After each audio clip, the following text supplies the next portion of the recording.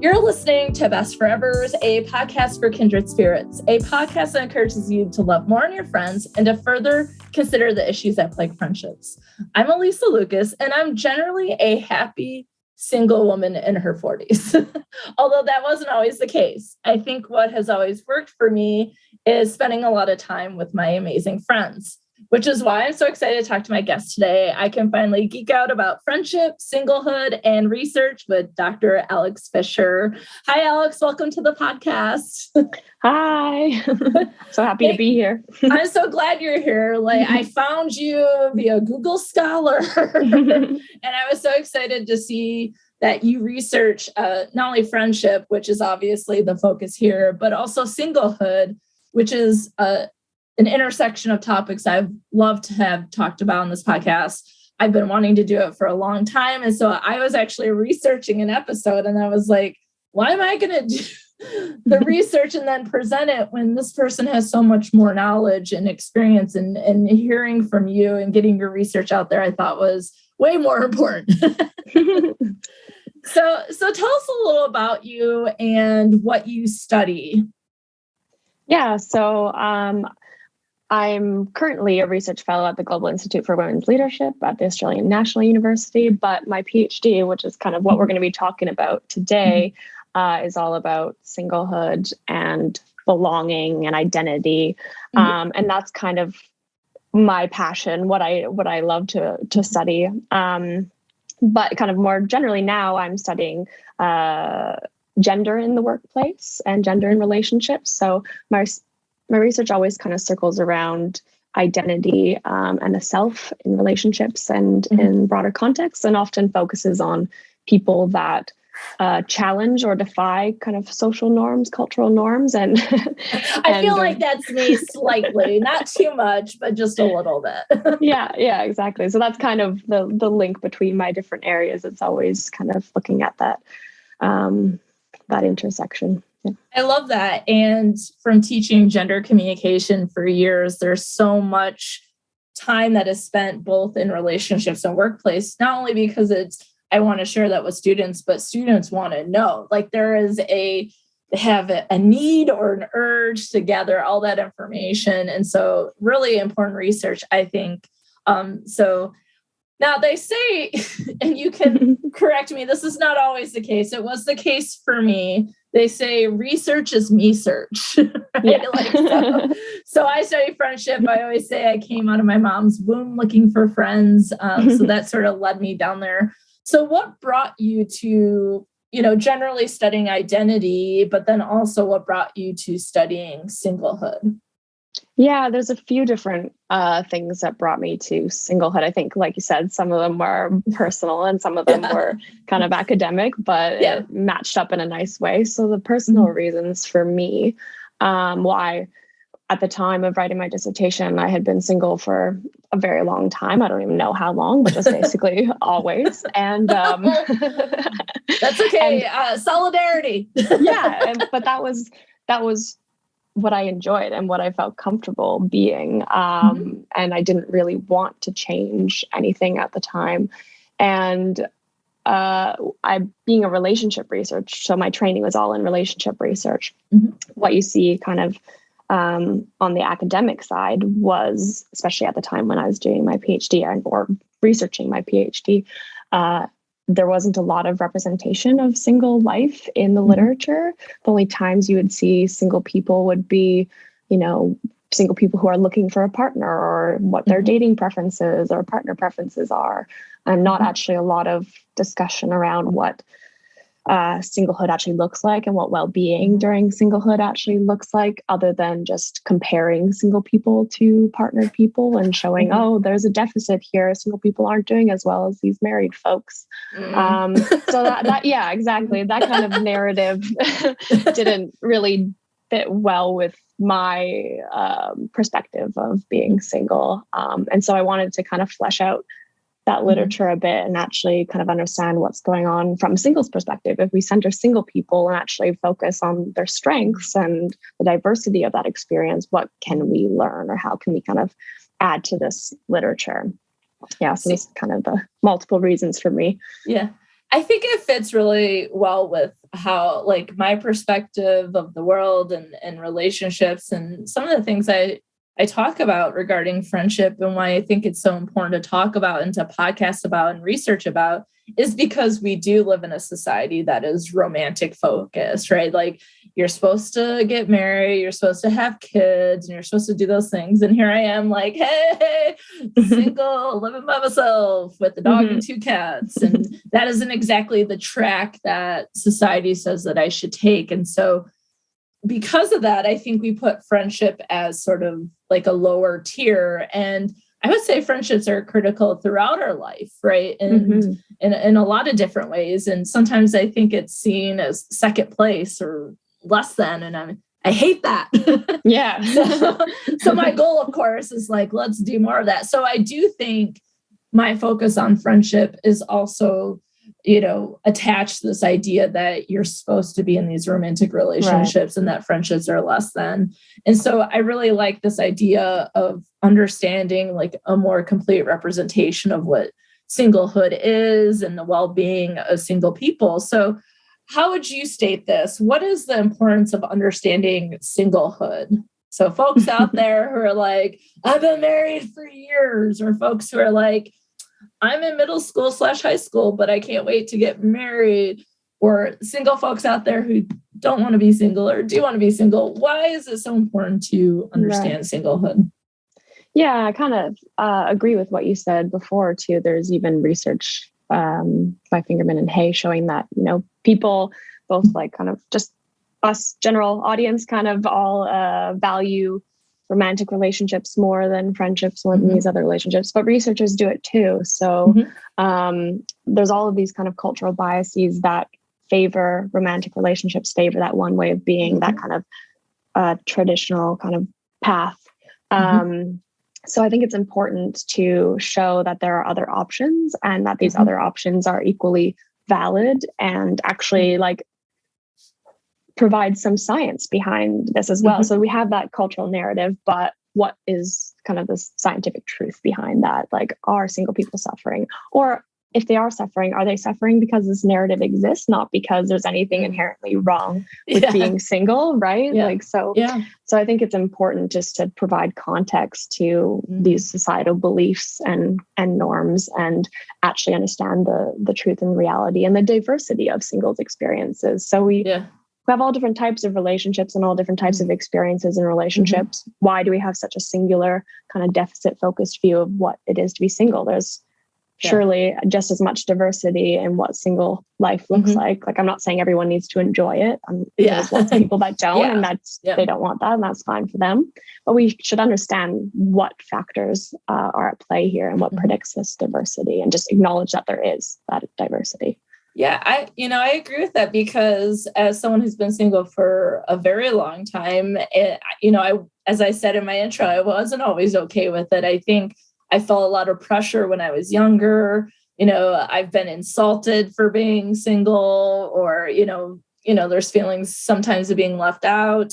So it's one of those things, like, it's to truly understand what's going on. And I like this idea of understanding the options, because had I understood that maybe a little bit earlier, or had, like, I have some older friends in their 50s who are single, and it's like, had I met them sooner or understood these options, maybe I wouldn't have missed out on being single in my late 20s, early 30s. Because I would say that it's probably the last 10 years where I've been like, yeah, this is good for me.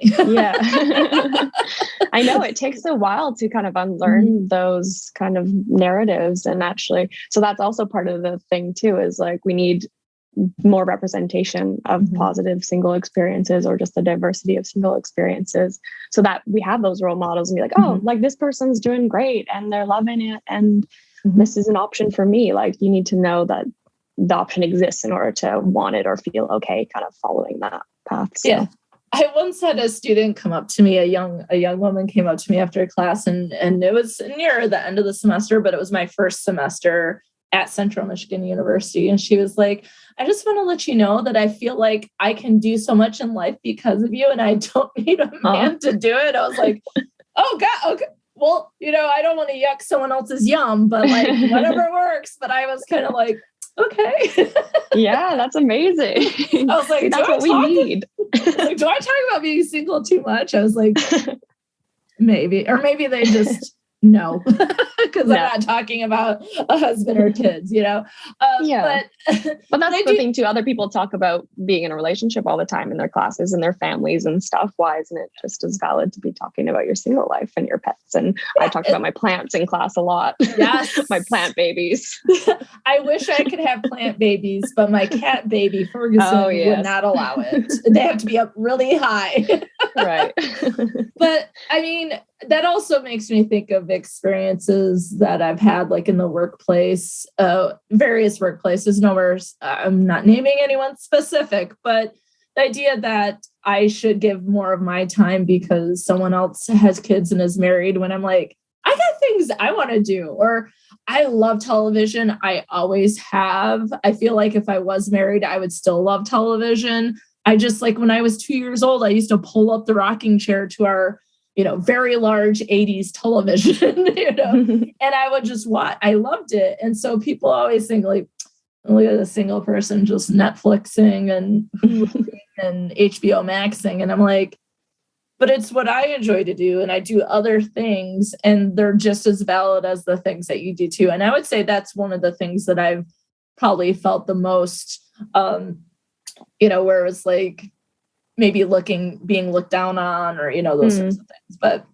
I've gotten to a point where I feel really good about it. So I'm in a good spot. And I always try to remind people, as Kelly Clarkson said, like, just because you're alone doesn't mean you're lonely. Yeah, absolutely. So very wise words. So let's get a little bit more into your research. And I know that you looked at a belongingness perspective in your dissertation and maybe in other research. So can you talk a little bit about how a belongingness perspective helps us understand singlehood? Yeah, for sure. So that kind of came about from looking at the social psychological literature. And in the relationship literature anyway, there's a lot of talk about this need to belong, and how you have a self-esteem system that kind of works to look for cues of acceptance and rejection, and then kind of informs your sense of self-esteem from those cues. And so that kind of research was, they talk about that need to belong as coming from like a sustained, like mutually valuable relationship. And they don't explicitly say anywhere that it's a romantic relationship, but I think that's kind of the impression I got when I started. And like other people have carried. Yeah, exactly. So I was wondering from that, could we meet our need to belong through other relationships? And so that was one kind of pathway to belonging that I wanted to explore a bit more. Like, would other kind of mutually important, like relationships like friendship, also satisfy that need to belong in the same way, especially when you're thinking in the context of single people who don't have the romantic partner? Are they still able to meet that need to belong? Like, it seems silly to think that they are not able to, I feel like that would be really obvious and clear. But there wasn't a lot of research kind of fleshing that piece out. And then there's also another literature talking about this other kind of level of belonging, or pathway to belonging, which is through your kind of group memberships, or what we call in social psychology, or social identities. So like gender, race, sexual orientation, things like that. And there they talk about how if your identity is stigmatized, you might suffer from, or you experience discrimination as a result of your group membership, that your sense of belonging would also decrease, right? There's lots of research on this in the gender and race space. But I wanted to know, okay, well, is this like the literature that did exist about single people was all just, singles are stigmatized, they experience discrimination, all of this stuff. So I was like, okay, so we have some research suggesting that singles are experiencing discrimination and that they're stigmatized, but we actually don't know if they feel like they're part of a stigmatized group or belong to a stigmatized group. So I wanted to do that research on that plane to see, okay, could we actually consider like singlehood an identity that people feel like strongly kind of valued, or that it's important to them? And how does that impact their sense of belonging as well? So do we have these two different levels of belonging? How are single people feeling about their identity and how it's valued culturally? And then how they're actually meeting their needs to belong on that interpersonal level as well. So just putting this perspective on singlehood allowed me to kind of flesh out those two kind of sides of singlehood and reconcile some of the literature. Yeah. So what are some of the things then, as a follow-up, what are some of the things that you found then? So in terms of, group membership, social identity, do single folks see themselves as single folks, and do they see themselves as stigmatized based on what you just described to us? Yeah. So what we found in a couple of studies with my colleague and Ph.D. advisor at the time, John Sakaluk, we found that single people do identify as a group, but it's very minimally. Like they just pass this kind of low bar level of group identification, and their sense of identification with their single identity wasn't as high as their identification with, say, their national identity or their sexual orientation, things like that. So it was coming in at just like, okay, it's like an identity, but it's not super strong. So there's a bunch of research showing that when you're in a member of a discriminated or stigmatized group, sometimes that feeling of group identity or that experience of discrimination actually increases your sense of group identification. So that's like rejection identification model by Mila Branscombe and folks. So that kind of model suggests that you get some protective benefits from at least feeling like you're part of a group. But from our research, it's kind of suggesting that single people might not be getting those benefits because they're not fully feeling that sense of group identity. That makes me think like, when I am around people that are teachers, the teacher identity, or I work with athletics. So when I'm over there identifying, that as a woman, as, a Michigander, there's like some high identity there for Michigan folks, et cetera. But like, I don't necessarily go and be like, oh, my single ladies, I'm not Beyonceing it when I go into a situation. But then, when I think about it, it's like when you go into a group, I don't have like a group per se that is single. I do have close friends that are, but mainly my friends are partnered. So maybe that could be a little bit of why there's a low bar as well, is that like, if I'm making a list of my identities, it would be on the list. It just wouldn't be at the top of my list. Right. But then if I'm like specifically joining a single group, a single women's book club or, I mean, that's basically my true crime book club anyway. But, and so that's interesting to me. And I realize that I am mapping myself onto this very closely. But again, I'm geeking out because this is critical to my life, right? Yeah, absolutely. And I mean, we did find some kind of clusters. I mean, we didn't, it's a long story, but we pre-registered some analyses that didn't pan out, but we did the analysis anyway. So it's not like totally legit, but within that, it's, seeing how things are going. But within that, we did see like these different clusters of single people. So there were like the people that did feel really strongly identified with their group and really happy about being single and sense of solidarity and all this stuff. And then basically every combination you could think of feelings and experiences of being single. So there's lots of, again, variety, I think, within it, but there are those people that do strongly feel identified, but you're right, they might be the ones that have like that single group that they meet up with, or most of their friends are single, that kind of thing. Yeah. And I also wonder, like, sometimes I'll see on social media in general, Facebook, Twitter, Instagram, people commenting on being upset about being single, or like, the wanting to be in a relationship.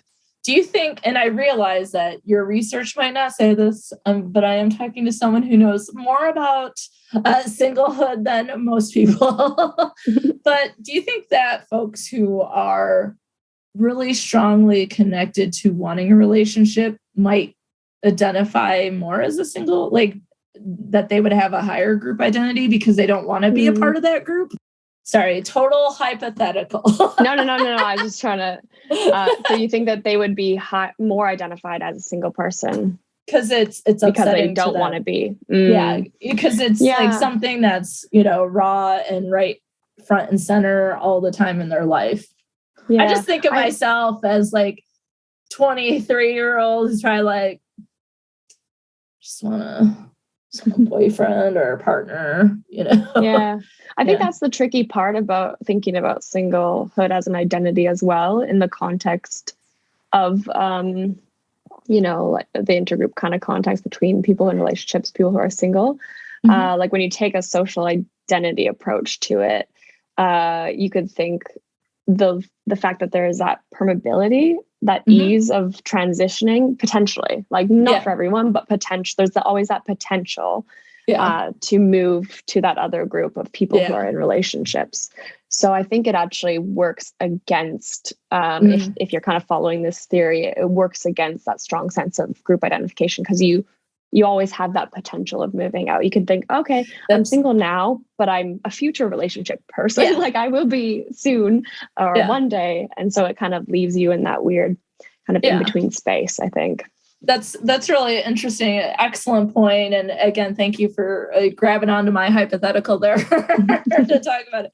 But, and certainly a lot of the identities are things that might not be able to be changed, where, that going back and forth, the breakup together, that sort of thing might impact it. Yeah. I always think that I am more strongly attached to my identity as being single when I go on Bumble and I'm like, 5 minutes later, no, thank you. Yeah. Just like, oh, this just affirmed everything. Exactly. Maybe that's why I do it. It's like just a reminder of what. Yeah, I mean, that's good too. A little reminder every now and then. Like, oh yeah, no, this is actually good. This is the better alternative. This is the better alternative for me now. Yeah, absolutely. So then you also talk about psychological attunement. And can you talk a little bit about what it is and how it could benefit single folks? Yeah, absolutely. So that's a kind of a funny little term that my other PhD advisor, Danny Stinson, actually kind of coined or came up with her colleagues during her PhD dissertation. And her study was all about how the self-esteem system attunes to the qualities that, are most likely to provide belonging. And so in that case, it was like things like popularity or appearance. So those things, okay, your self-esteem cares about those things. It's because those things can get you belonging. But she actually found that when you're in a relationship, your self-esteem kind of shifts to prioritize qualities that are good in a relationship, like kindness and understanding, things like that. So it's the attunement piece is this idea that the self-esteem system shifts to prioritize important things, basically. So in her case, it was important traits and that garner you belonging. And then for us, we kind of followed up on that and expanded it a bit more to think about how the self-esteem system might actually shift to kind of prioritize or attune to relationships that are going to be most likely to offer you belonging. So it's kind of attunement is this linking, this connection between self-esteem and important qualities or relationships. And so what we did in that particular research is actually so there's all this research showing that the self-esteem system of people in relationships shifts to prioritize that romantic partner, right? So the self-esteem kind of is impacted by the quality of your romantic relationship. When things are good, your self-esteem is high. When things are bad, your self-esteem decreases. So it's showing that really close kind of linking of those two things when you're in a relationship. So we were like, okay, so that's happening for people in relationships. What about single people? Like, surely it's also happening. And there's lots of research showing the importance of friendships for single people's lives, especially like qualitative studies of just people's experiences being single and the importance of their social networks. So we thought, okay, so single people might be actually attuning to their friendships. And so we wanted to test that hypothesis. And we looked at this sample of college-age students, and we had followed them for a couple of years. And basically what we did was look at the associations between self-esteem and their friendship quality at any given time point to see how closely those two were linked to one another. And basically what we found was when people were single, their self-esteem was much more closely attuned, more strongly correlated with their friendship quality than when they were in relationships. And so that was kind of the big thing here, that single people are in fact attuning more to their friendships. So it's showing that the self-esteem system is shifting to optimize whatever relationship is actually going to provide that sense of belonging. But then what was also interesting on the back of that was that we found that single people were also putting more kind of psychological investment into their friendships as well. So they were kind of linking more psychologically. That was what self-esteem is too, but they're also doing all these other things to kind of improve their friendship, which then when you look at the trajectory, or the estimated trajectory of their friendship quality over time, over the course of the 2 years that we followed them, their estimated friendship quality was expected to just remain basically stable, whereas people in relationships, their estimated trajectory was expected to decline over the course of 2 years. So kind of suggesting that these different kind of attunements and investments into friendships might actually have long-term consequences for people who are single versus people who are in relationships, and that people in relationships might actually be in trouble, to the extent that they don't prioritize and continue to invest in their friendships. I talk about this all the time. I love it. Get the science to back it up. I know, because we all feel that and know that intuitively. Like, you always have that friend that just you lose to a relationship and they never come back. But we didn't have science to actually say, oh yeah, this actually might be happening. They're totally redirecting to this relationship. Yeah. And again, it speaks to me because I feel like in your work, reading your articles talking about folks who are single might be more attuned to like family.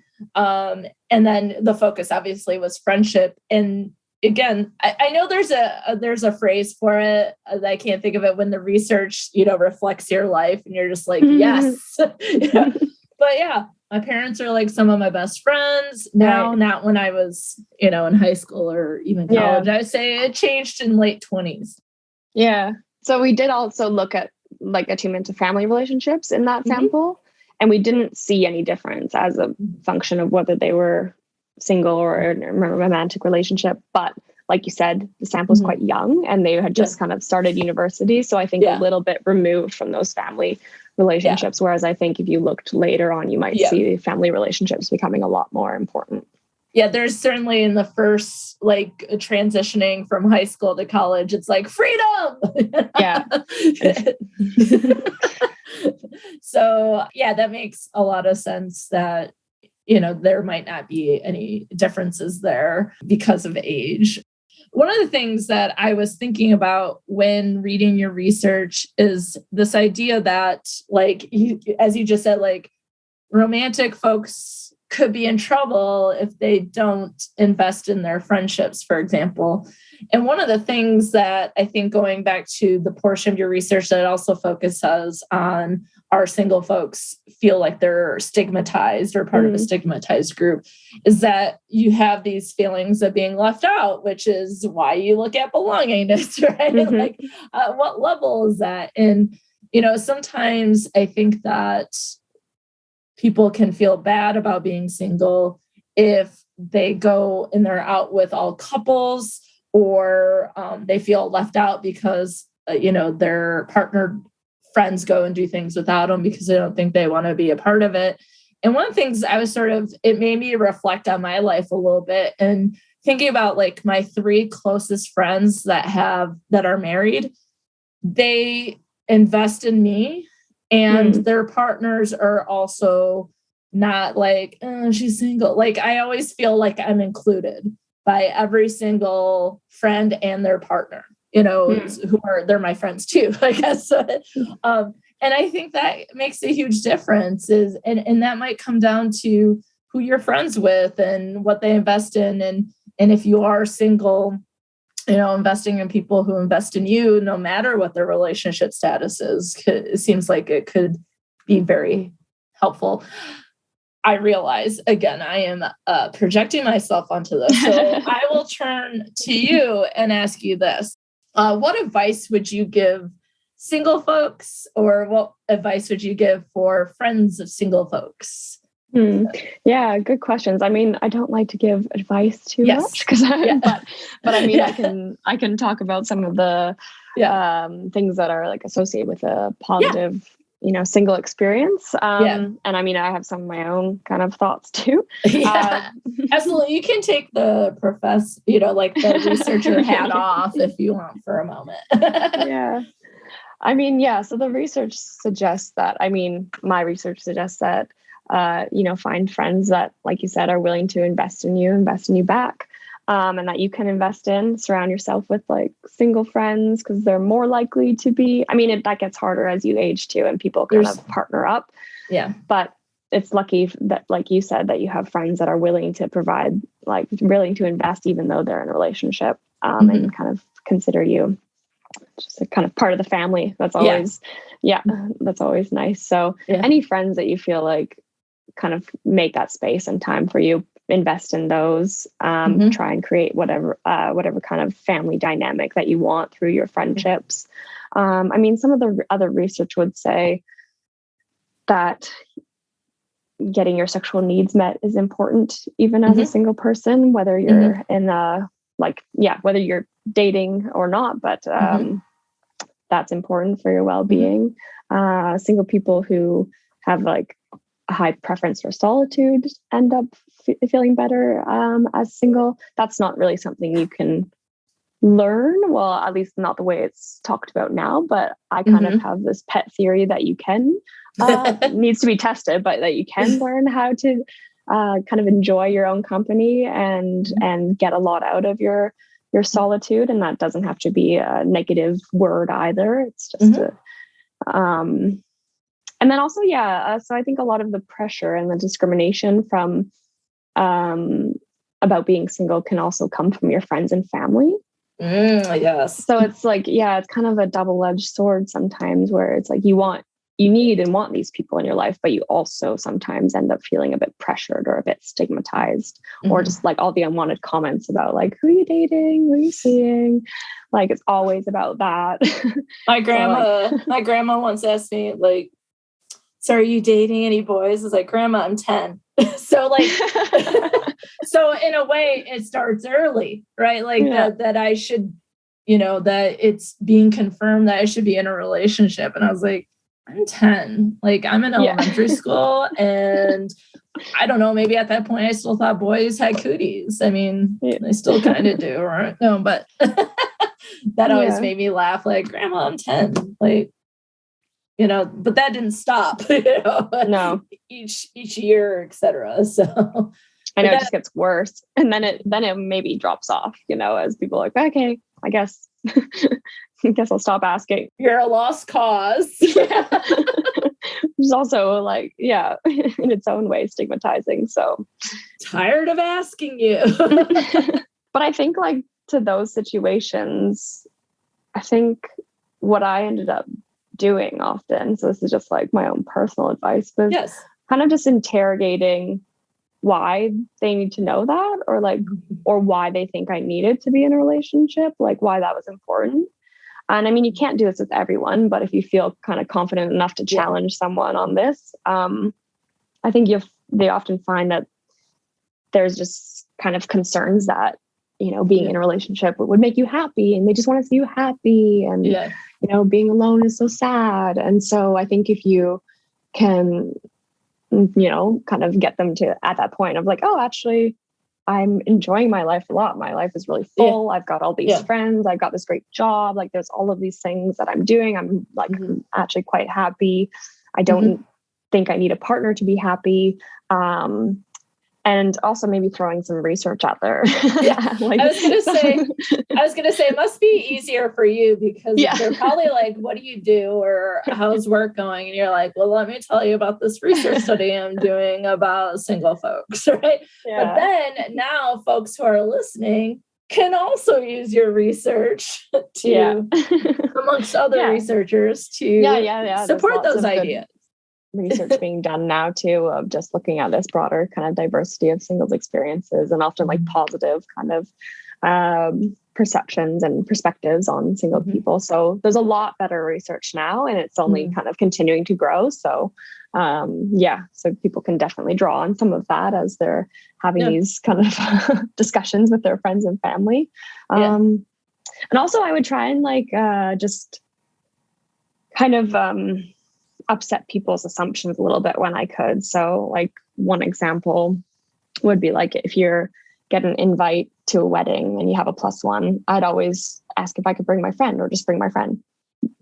Because then I'm valuing showing that this important relationship in my life, I want this person here with me at this event. Why is that different from a romantic partner? So just doing those kind of little things to kind of just make people think a little bit about the assumptions that we have.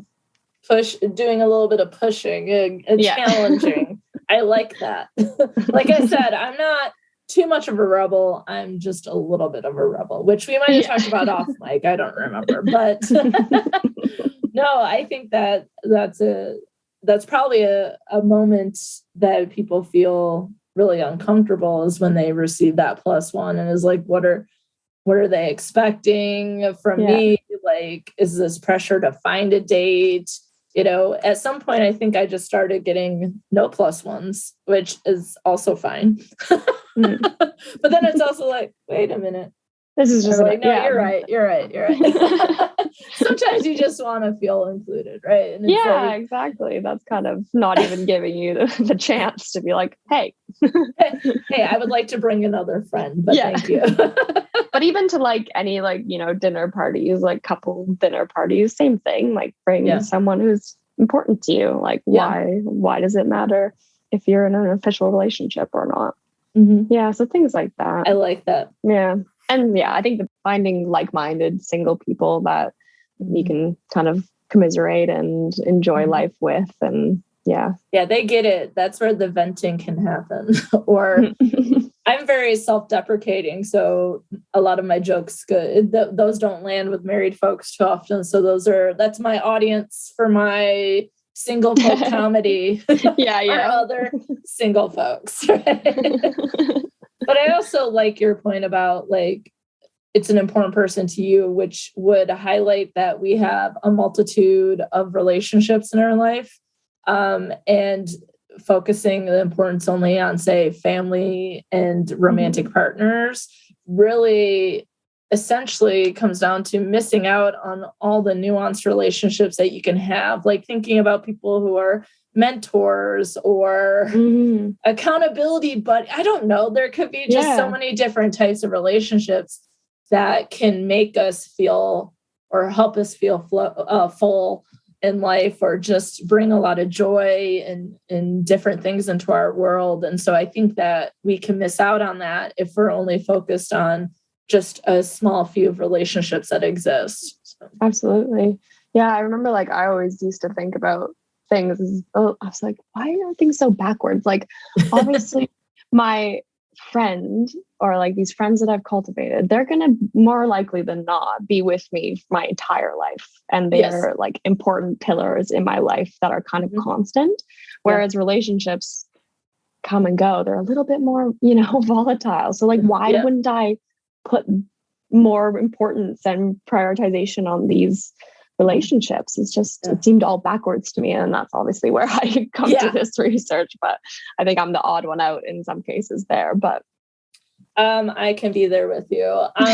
Because even just recently on Twitter, a lot of times you might see insults towards women about single with a cat and, whatever. And I'm like, don't tease me with a good time. That sounds like that's my life and it sounds great. But even that it's, insulting that.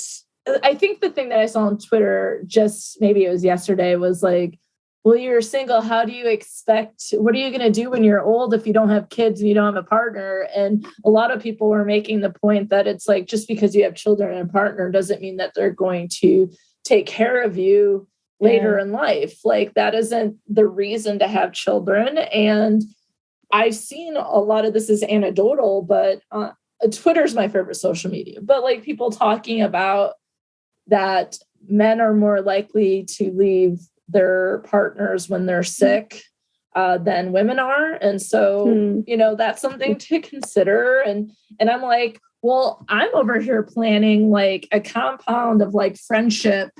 They can bring their families, but we just pick somewhere cool to live and we create our own little community and we're all going to be fine. Or to support one another. Yeah. And otherwise, I would also be supplying people with the opportunity to do work when I enter a retirement home. Yeah, there you go. Keeping the business going. But so, Alex, is there anything else about singlehood and friendship that you'd like to share today? Yeah, no, I don't think so, other than not trying to be one-sided in our conversation about singlehood and trying to look at a more strengths-based approach and valuing friendships. Yes. Okay, so Alex, what are you working on currently research-wise? Yeah, so currently, I've kind of shifted focus. I'm still very interested in singles and still trying to continue that work, but shifting kind of more to the gender and relationships and work space. So I've been doing some work on authenticity in the workplace, and there's lots of conversation around how, you need to be your authentic self at work and just be yourself. It'll be fine. You'll have better workplace well-being and blah, blah, blah. But our work is actually kind of trying to flip that script a bit and being like, okay, well, doesn't necessarily work for everyone. Like, especially in workplaces that are male dominated, it's hard then as a woman to just show up and be your authentic self or just kind of things like that. So we're actually showing that organizations play a much larger role in whether people can actually be authentic and reap the well-being benefits of being authentic. So you can only be as authentic as your workplace allows you to be. So we need to do a better job of actually improving workplaces so people can show up and be authentic, but also kind of calling bullshit on what authenticity even is. Yeah, I just think about like professionalism, and I was like, this seems sexist, racist, and amongst other things. And so we talk a lot about that in my classes. And what's funny is that I just had an episode come out where I talked to a friend of mine who is just like the most amazing, supportive person, like will always give her time to help other people in their work journey, right? So we were just talking about workplace and friendships and all that kind of stuff. So this authenticity part seems to like connect there a bit, right? And like being authentic self might actually help people make friends in the workplace, which I realize is not the number one reason we are in the workplace. However, we spend so much time in the workplace that we often are looking for friends that will be coworkers. And I feel like if I can be authentically who I am and they can be authentically who they am, then we can find better ways to connect. And I live for that. Other projects you're working on? That's really cool. Then I flip back also more into the relationship space where I'm actually looking at the relationships of female leaders. So, that saying behind every great man is a great woman. Well, again, kind of flipping the script and be like, well, who's behind every great woman? We have this kind of long-standing gender gap in leadership where women are just much less likely to be leaders, and kind of there's all these explanations for why that is. I think we're still kind of building them too, but there's been relatively less work actually looking at how the relationships of women might support or thwart their, leadership success and aspirations. So, there we have a series of studies kind of showing that women's romantic relationships are actually quite important and linked to their work outcomes in a way that men's are not. So you could imagine how valuable then having a supportive partner is for, rising in your career, but also how damaging having a non-supportive partner would be. Absolutely. And I have two thoughts about that. One is that when you said who stands behind women, I wanted to be like, friends. Yeah, totally. So that Number is like two. the kind of next place that work's going. Like first I got to figure out their relationships. And right now it's also very kind of heterosexual, but I think also, there's so much room for then expanding, like, okay, like who are the other relationships, and do women do better when other women are supporting them? And that's my biased answer, automatically. I'd be like, they're friendships. But it's true. No, I think it's totally true. And mentors, like other women mentors, kind of helping kind of pave the way. Those are my kind of guesses about how it's happening when it's actually happening. So my second thought when you were talking about that is not having a supportive partner would be a reason why I would want to be single. Like if I was going to be in a partnership, it has to be supportive. Like this is about both of us together and not me doing more, because I know that there's such a gender inequity in the home and with childcare and all sorts of things that makes you go, singlehood. Yeah, it's great on me. Well, that was also like part of the reason that I, like during my PhD, I was like, I don't want to be in a relationship, because it just felt like the way gender roles go too. If you're dating men, then like there's also all of this care work and care burden and just relationship responsibilities that often fall on women more than men. So it becomes so much more work to maintain that relationship. And being single seems easier in some cases, right? If you're not getting that kind of support back. That's, and I think, I've really enjoyed being able to talk to you about this topic, about your research, and to provide listeners with some of what is happening out there in the research world. And like you said earlier, providing the science behind it. But really one of the things that stuck out to me is really thinking about the diversity of single folks, and that, I've, interjected with my own experiences a lot today, but, I guess that's what happens when you're in charge of your own podcast. Sorry. But I also think that people are listening are probably, there's partnered people listening. There's that diversity of single folks listening. And so I hope every single whoever is listening was able to take a little something away from this conversation. So I just really want to say thank you for taking the time to chat with me about your research on singlehood and friendship, and for answering. I cold emailed Alex, so I appreciate the response and coming on here today. So for those of you who are listening at home, you can find Best Forevers under social media for Friends with Alysa on Twitter. That's Friends W Alysa. And then TikTok, Instagram, Facebook is all Friends with Alysa. So stay tuned for more episodes on singlehood, because I did that research earlier, right? And until next time, friends, think about how you invest in your friends, because without our friends who are single or partnered, who would we be?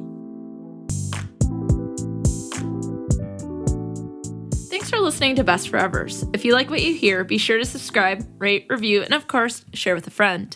Please be sure to follow Best Forevers on Facebook, Twitter, and Instagram at Best Forevers Pod, and I'm at Dr. Alysa Lucas on Twitter. You can always find the podcast webpage for more information at bestforeverspod.com, and share your stories of friendship by emailing me at bestforeverspod@gmail.com. And if you'd like to support the movement to love on our friends more, check out the podcast on patreon.com/bestforeverspod. Now, friends, check out this recommended podcast that you must get in your ear holes immediately.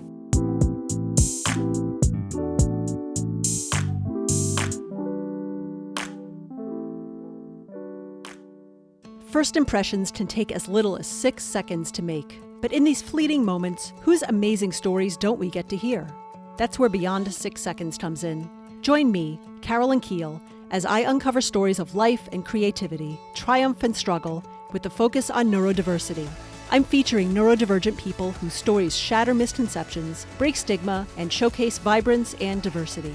To listen, go to beyond6seconds.net or follow the show in your favorite podcast player.